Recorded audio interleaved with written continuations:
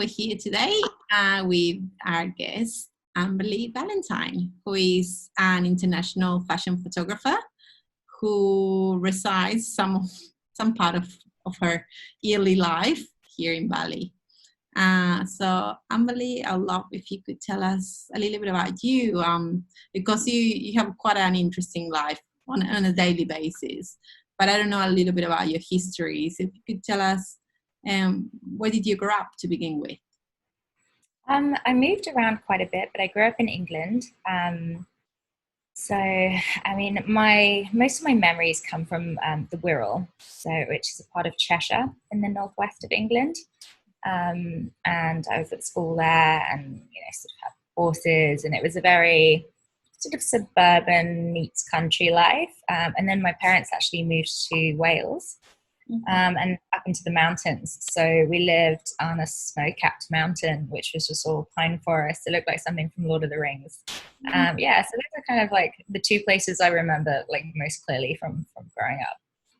Where until what age were you in Wales? Well, they're still there right now. So I was there until 18, I think. Yeah, until I was 18. And then I went off and I did some work in America and went to Hawaii, and I was in New York for a little bit. And then I did university. So I went to university in a place called Preston to do my BA in photography, and then London College of Fashion. So I was based out of London. So what made you decide to leave this kind of small country life in Wales and explore the wide world? It was never for me. When my parents said they were moving there, I did not take it well. It's never been something that I enjoy. They love the outdoor lifestyle and cycling and running and mountains and countryside, and I was always, I would say, a city girl, but really I just didn't love England. I didn't love the weather, and I always loved Asian food, Asian culture, travel. I was fascinated with that. So as soon as I could, it wasn't like a conscious decision. It was just a natural migration away from the UK as soon as I was able to. So when I graduated, I was living in London, and I started working a lot in Ibiza. So I was in Ibiza for a little bit, and then then I ended up moving to Bali. When point were you into photography? What made you decide to pursue that career? I wasn't someone who carried a camera around with me and took photos all the time at all. I was always creative. I loved anything creative. And I went to art school.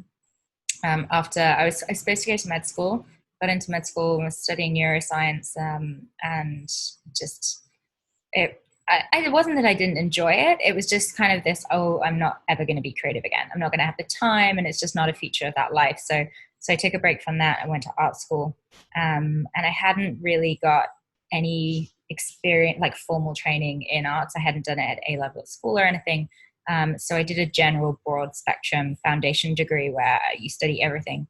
And I loved everything, but photography was kind of the quickest way to get what I wanted onto a piece of paper. And I wasn't good enough at painting. So photography just kind of made the most sense, really. So that's actually how I ended up in it. But for a long time, I was very much sort of based in set design and costume design and fashion design as well. So I would kind of make everything for the photographs. It really wasn't just about photography. It was more about creating a world. And that's what I enjoyed. So. And that keeps on going in your, as a photographer now. You're such a creator, I think there's two kinds of photographers. There's ones that just take the picture, and the other ones that create a full story and the whole set. And you're one of those ones, which I think is pretty incredible. Oh, I love that. That's as important to me as the end result, in a way. Sometimes more so. Sometimes I can get so caught up in the story that I really don't care what the photograph looks like. It's about that sort of moment and creating and building everything. So that's very much what drives me, for sure. Do you think that's one of the reasons of yours that sets you apart from other photographers? Potentially. I think just that sort of interest in every aspect of creating something means that you inherently sort of work very hard and become very involved. And nothing is ever sort of thrown together, or you don't, I find a lot of photographers don't sort of care too much. They just go, okay, throw that piece of clothing in, and it doesn't really tell a story. And I think when someone's so heavily involved with all of the different departments and aspects because they genuinely love it, I think it does sort of create a more, I don't know, in-depth sort of engaging photograph.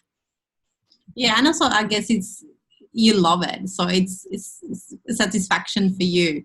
Yeah. I mean, I'm never happy with the end photograph. It's why we keep going. But I really enjoy that whole process. I enjoy working with other people in that field. I enjoy, whether I'm sort of building a set or building a prop or whatever. I love it. How long have you been doing this for now?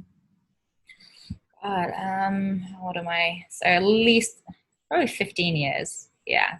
But I would say kind of at this sort of, not level that I am now, but the way I do things now, probably about 7 or 8. Wow. Yeah. My work changed quite a bit. Early days, I was doing couture and I was shooting on large format film, and my work was very, very different. So yeah, I mean, it's always been a constant evolution, really. Which place because you have traveled extensively across the world in like the most incredible places. So I look at the photos, I'm like, I want to go there, like all the time. I'm like, I want to go there, and I want to go there, and I want to go there. Which place do you keep coming back and just still like love it as the first time you've been? Oh, Africa, definitely Africa, and particularly Kenya. That's like, it's not a place I ever before going thought I would love that much. It's just like, okay, Africa, whatever, I'm sure it'll be nice. We get to go to lots of amazing places, but it's just, I go back time and time and time again. I love it. And Kenya most particularly, and some of the islands off the coast. Yeah, they're just, I don't even know how to explain it really. It's the people, the feeling, the culture, the architecture, particularly the architecture there. It's where I create my best work without even thinking. It just feels right there. And in South Africa as well, I'll work with the wild animals, the cheetahs and the lions, and the sort of relationship that we've built with them is just something that makes me so happy. So 100% Africa. How did you end up? I've seen some of your shoots with the cheetah that lives in our reserve place, and how did you end up, working with wild animals? Really, I was always inspired by these beautiful old photographs of Africa, particularly the English families that moved out there in the 20s and built this sort of safari camps, and Peter Beard's work and things like that. And they always had this amazing connection with these animals in Africa. They obviously had the lion cubs with them, and I've got friends actually who have childhood photographs growing up there riding zebras when they were like 3 years old, and they're just amazing. And I was just so inspired by those. So we spent quite a bit of time looking into the options of how to work with animals, but we didn't want to work with any animals that weren't sort of ethically owned or trained or treated, and we didn't really want to work with animals that were for films or movies.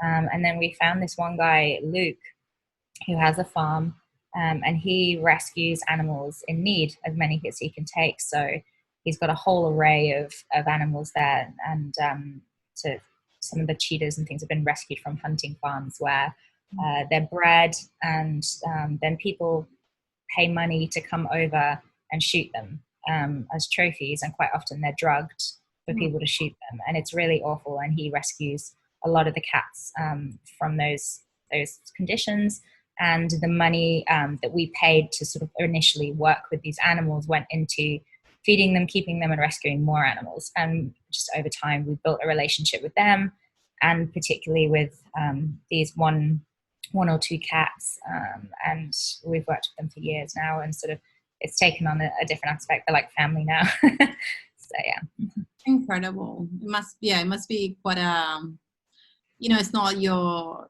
normal shoot in the studio with the model suddenly. No, not at all. You can't really have a plan. They do what they want to do, but that's the benefit of being very comfortable with them and them trusting us now, and the relationship that we have with them.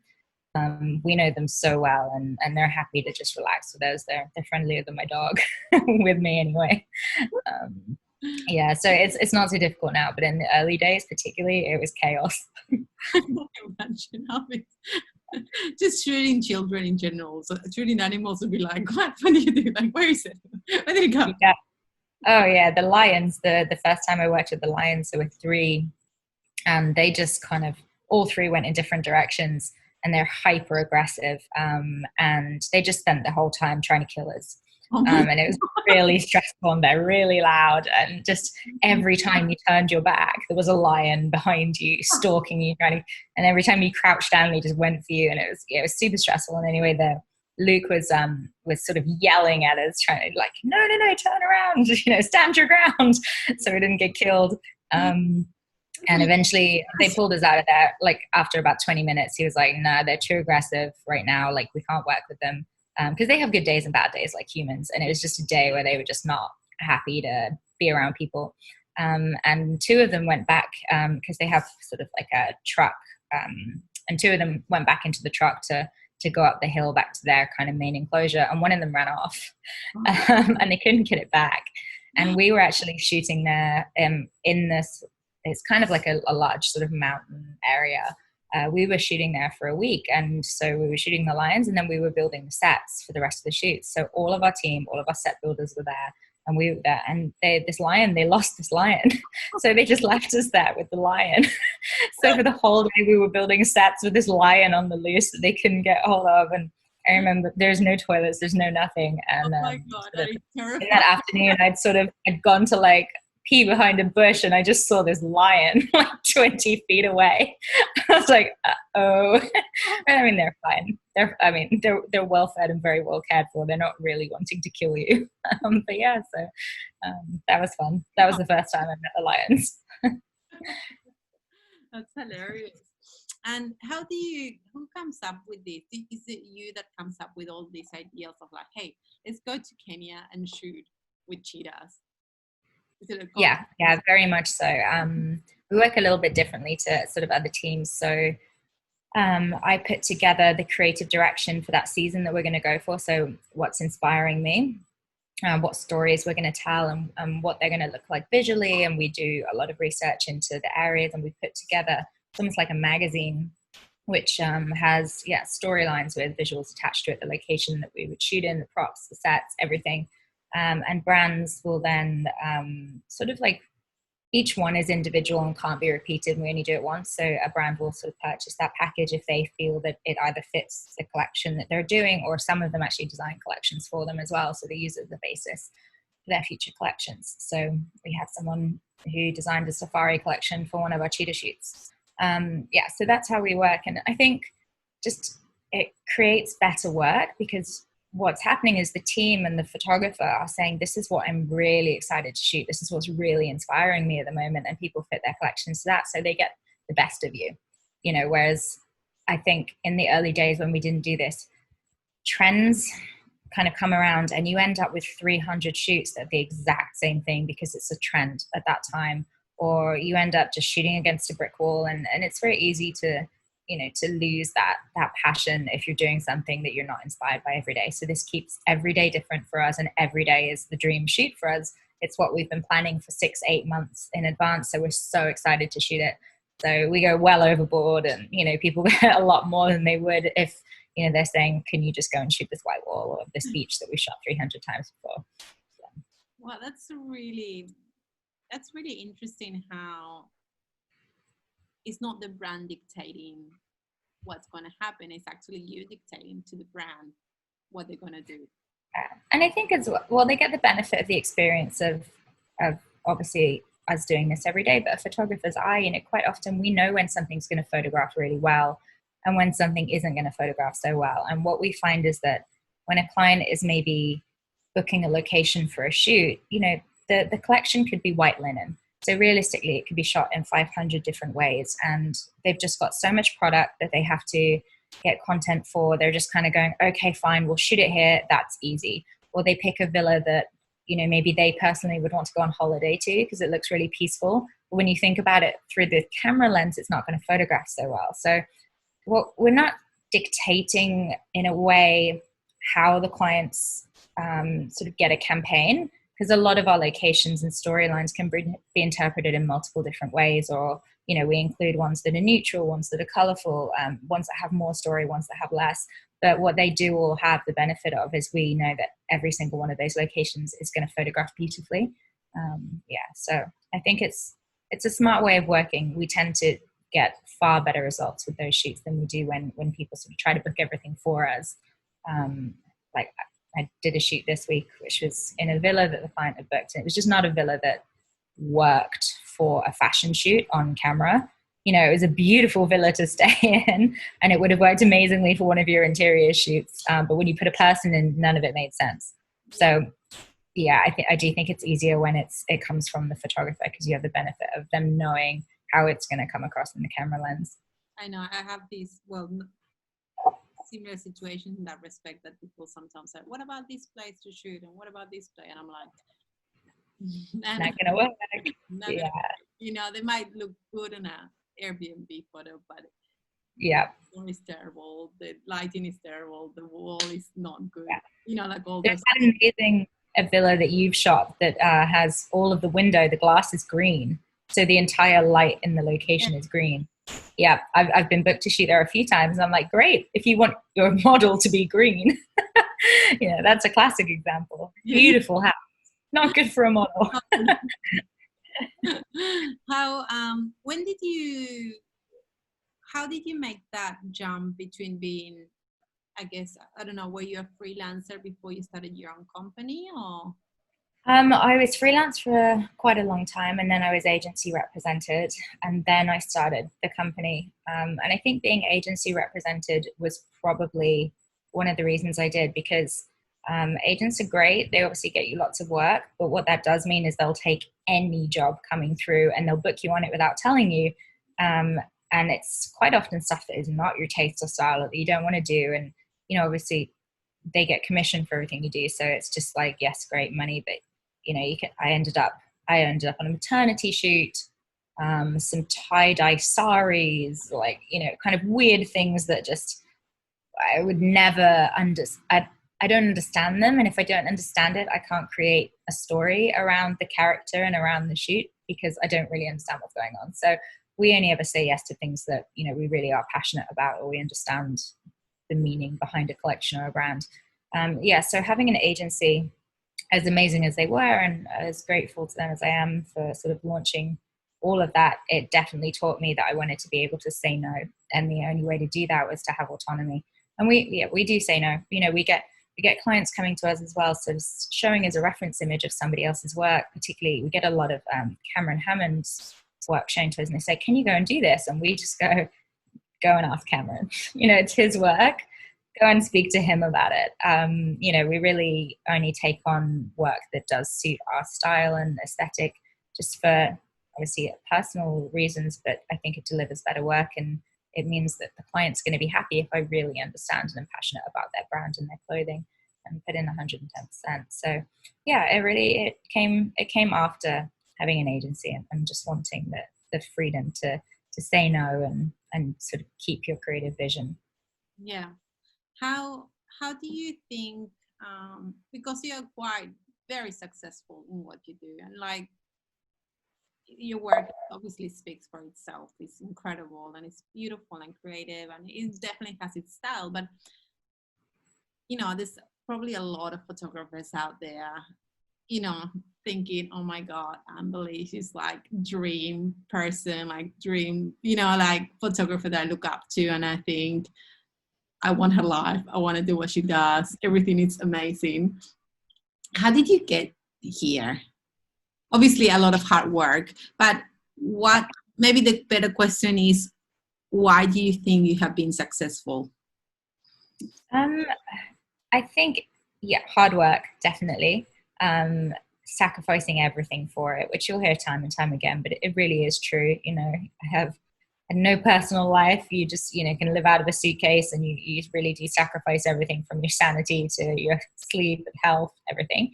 But also just being incredibly passionate about what you do, like really finding your niche that you love, and sticking to that. And there were times when I really, really had my own style and people didn't like it. It wasn't on trend at that time. And they tried to change it. And I think sticking to that and saying, no, I'm not going to just become what everybody else is doing. That's the most important thing, because at some point people will start to appreciate your art and your craft. And at that point it has that authenticity to it.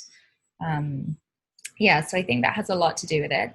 I also have really great people behind me as well. I'm super lucky in the people that I sort of tend to meet and work with. Stylists and hair and makeup artists and my manager are all absolutely incredible and just as driven and just as passionate. And so we put in hundreds and hundreds of hours behind the scenes on shoots that sort of never really get recorded, but the reason why everything kind of looks the way it does. Yes, it's a lot down to a team effort too. And I think you're pretty, as well as that, I think personally, I think it helps to be kind and to be honest and to be generous, and those are three things that you are, and I think there's a lot of artists or photographers that have a big ego, and and I think one thing is to have ego, and another thing is to be, no, this is what I do, which I think can be confused. And I don't think you don't have the ego, you just like, this is what I do. I'm very sort of strict with, this is how we do it and this is how you get great results, and we don't compromise on that at all. We don't compromise on the quality. But yeah, I mean, in terms of it, I mean, everybody has a bad day occasionally. Sometimes I get stopped in the street and I'm like, just leave me alone.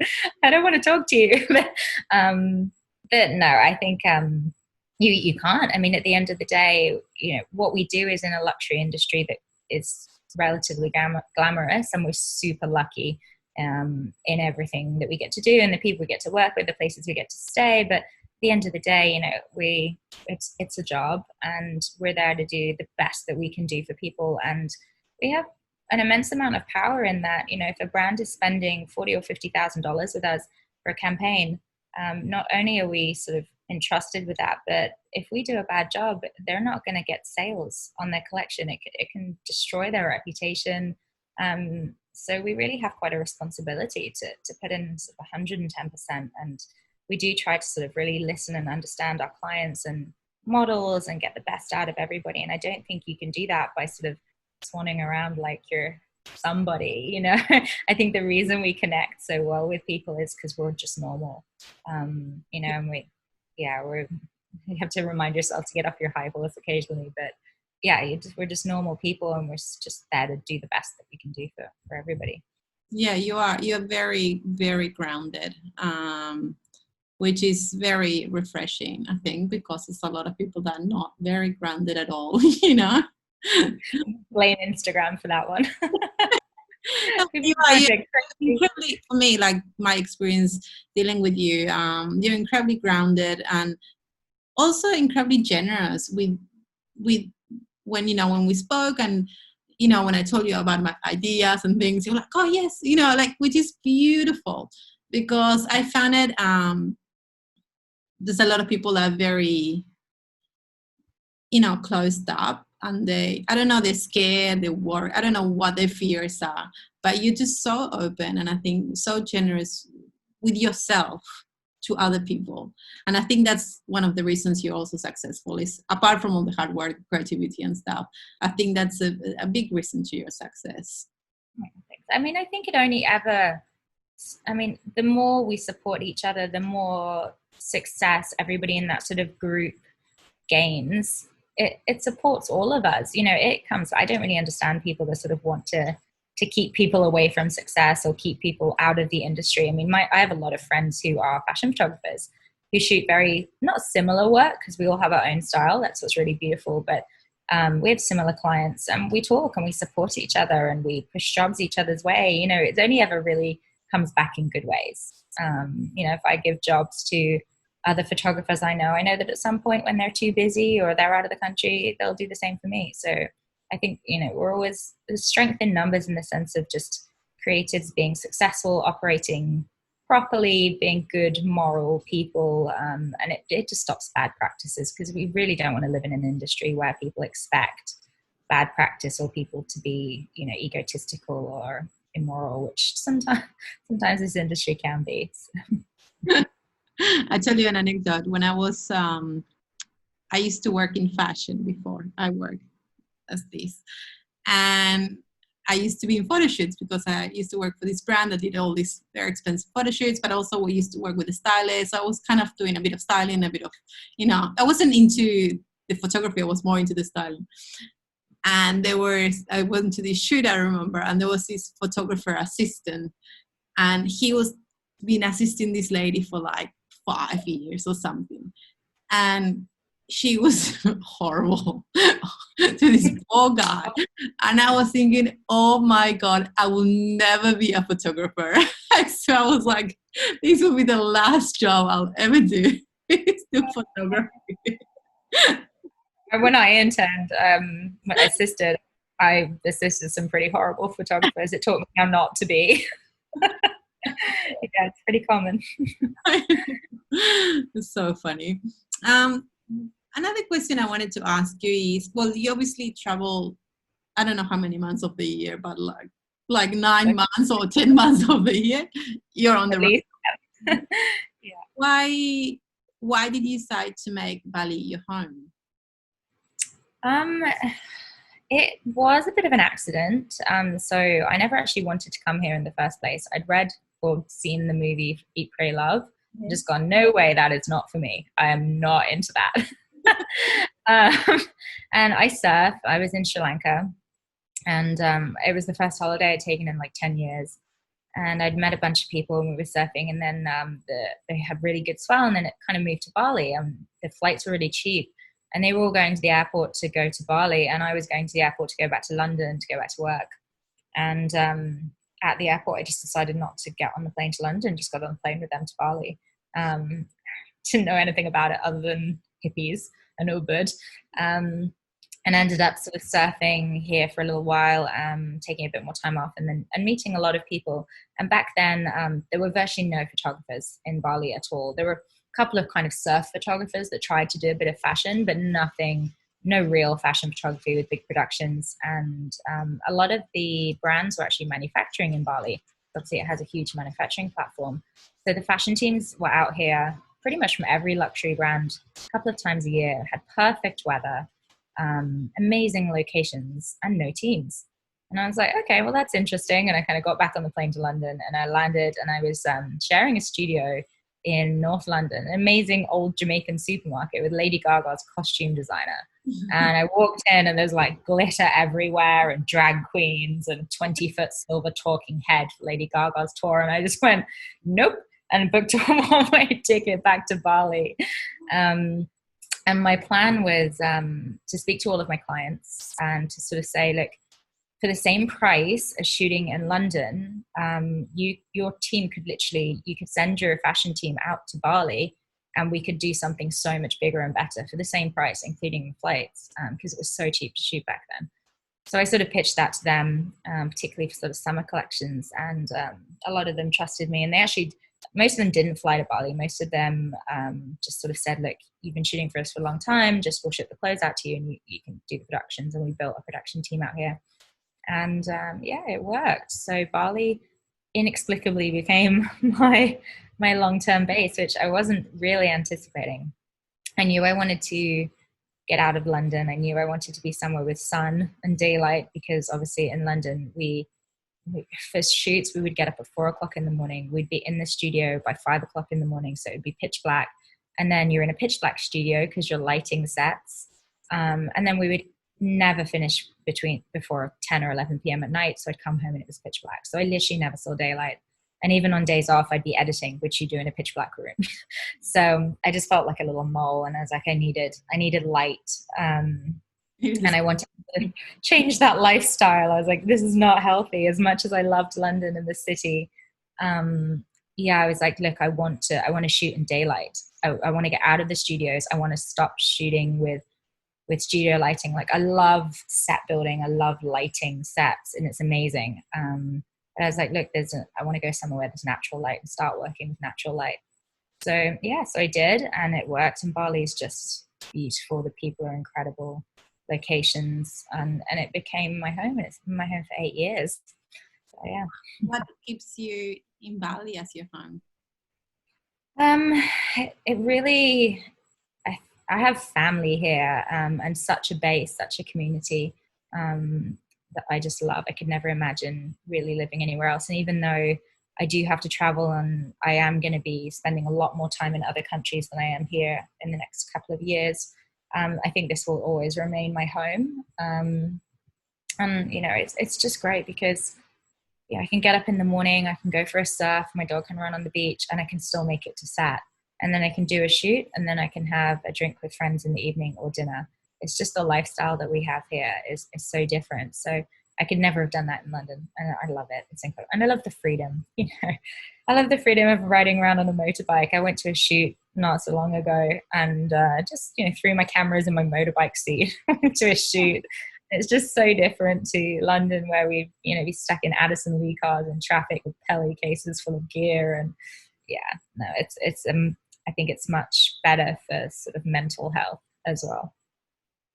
That's right. Yes, I agree. I think the freedom subject comes a lot in these interviews.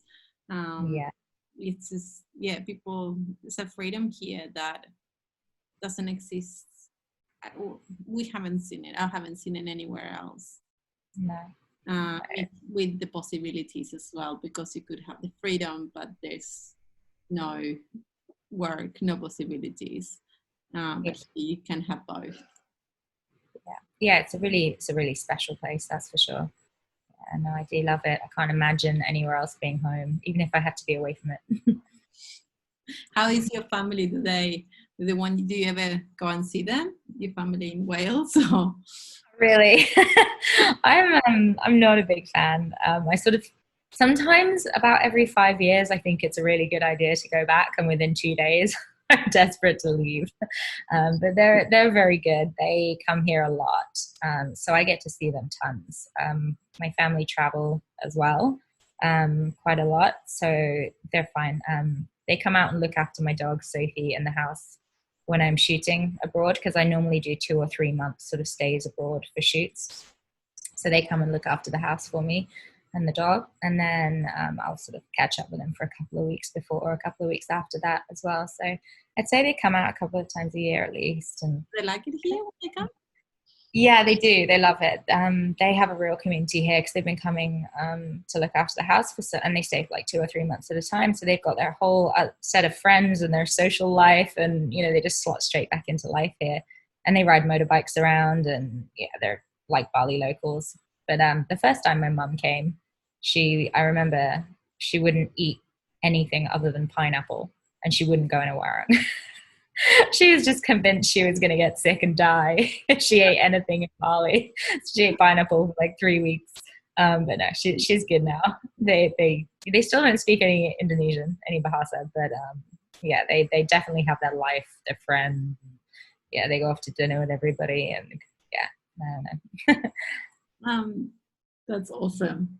That's awesome. They have this different life of being in Wales. It's rainy, cold, windy weather to this beautiful sun. I know. So why don't you just move here? Life is here. Yeah, they love the cold and the wind, though. And lastly, I wanted to talk to you about your house, because your house is so incredible. Every time I post a picture of your house, it's like people just go crazy. The first time I saw it, I was like, I need to go to see your house. Where's this house? I don't remember how long ago was the first time you came here when I met you. It must have been a few years ago now. Yeah, maybe a couple of years. I don't know now. I can't remember. But yeah, I remember seeing the photos on a magazine. It was Tammy that took Tammy with another photographer took the photos. And I was like, where is his house? I need to Yeah. There was nothing quite like it on the island back then. Everyone was still building their sort of white villas. Oh, your house is just incredible. And it is, I just wrote an article about it. It is so special because it's so unique. And so, not just unique, but everything has a sentiment to it. Like everything in your house is being sourced from this place in the middle of nowhere. And stories for everything. Yeah. Which makes it like, I have to like, I don't have the patience for that. Like, I want it now. I How don't did know. how Go, did what you say? you do that? How did you the source, like, and you went to here and you got this, I don't know, everything is from like some crazy place in Indonesia, overseas, and then you shipped it here. Even like your walls, you have to talk about your walls, because I am just like, what? Yeah, no, it's a lot sort of based on my travels in Mexico and North Africa and Morocco. So I really wanted to build a building like that. And then, back in the days of Bali, then there was no one building anything like this. I mean, the building teams didn't speak any English, and if you were a woman trying to build a house, they just didn't understand that at all. I remember speaking to my building teams, and I was learning Indonesian through having this team building this house. I only spoke basic Indonesian, and so I'd be stumbling through my Indonesian, and they'd be staring at the sky while I'm talking to them, because they wouldn't even look at me because it was just so weird for a white woman. I mean, I was 26, 27 years old, to be building a house, particularly a house that made no sense to them, that was like nothing they'd ever seen before, with materials they'd never even heard of. So it was an interesting process, that's for sure.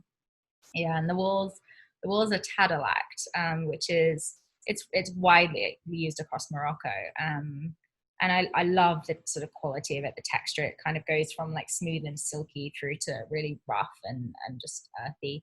But it's a high lime based plaster that's made with olive oil and polished with olive oil soap, and it breathes. So it lets air and moisture permeate through the walls, which I thought made total sense living in this country, because obviously we go from quite dry to very, very humid. And it's been great, but it was an uphill battle to get that done, for sure. It was a bit crazy. This house, probably, if you were building it today, you could build it in 3 months, and it took me a year. It is really special. And yeah, the amount of detail you put in, like just like the walls, like you just went to that to, you hire someone to come over and do it, and it's I am a perfectionist. I can see, and even the tabs, everything is just absolutely stunning. Did you enjoy the building process? Because people, I like, loved and hated it. I loved the creative process, because in a way it was like building a set for a photo shoot. So I loved that. I loved designing it. But every single thing in this house had to be done 3 or 4 times. There was nothing that they got right, because it was just so foreign to them. And dealing with that, and learning to live with the fact that I was going to have to let them do it wrong a couple of times before they would listen to me, because they would not take direction from a woman at all. So I would let them do it, and I'd say, no, do it again. Now please do it the way I've asked you to do it. And we had sort of plans drawn up and everything. Very, very precise kind of detail. You'd be like, okay, go away, do it again, but do it the way we asked you to. And then they'd go and do it wrong again. They do it the way they want. And I'd be like, great, you're going to do it right this time. And they'd eventually do it, purely because I'd negotiated a contract where if they didn't do what I asked, they had to pay to put it right. So the only reason they ever eventually did it was because they got sick of having to pay for more materials. So that was a learning curve. And it was kind of one of those where you cannot get angry with them. As you know, building a house, you've got to stay completely calm, because if you get angry with them, they'll leave and never come back.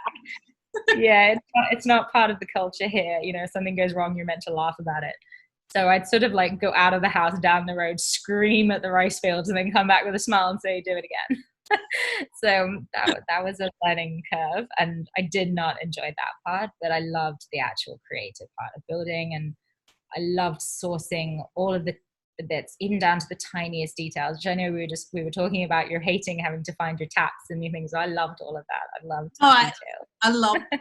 But here I don't have, if I was going to Morocco and finding taps would be a one thing, but here I'm going to Depo Baduna.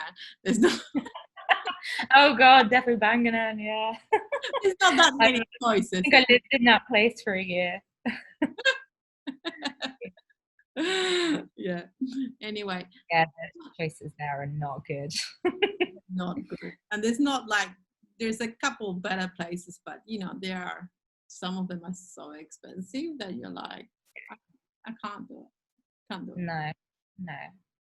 Yeah, Yeah. I know what Much, you mean. much more interesting to have a tap from Morocco or Kashmir Yeah. or something. Yeah, I was pretty lucky. So when I designed the house, I had a boyfriend who stayed in Bali with the builders while they were doing this sort of just structural foundation bits, and I went off to Morocco to do some shoots, and then did a buying trip in Morocco and sent a container load back. So I already had the design plans, so I was able to kind of adjust things around them. So yeah, that was great, like going through the souks and buying everything. And a little stressful as well, because Morocco is also not a country where they're used to, like 26-year-old girls trying to buy sinks and light fittings and taps. But yeah, it was fun. I loved it. That would be amazing. Okay, Emily, I just want to say thank you so much for joining us today. It was You're lovely welcome. talking to you. To you, And always. and sharing so much about your life and your creative life. Really, you have such a creative, full life. It's beautiful, beautiful to hear. Thank you. Thank you so much. Bye. Bye.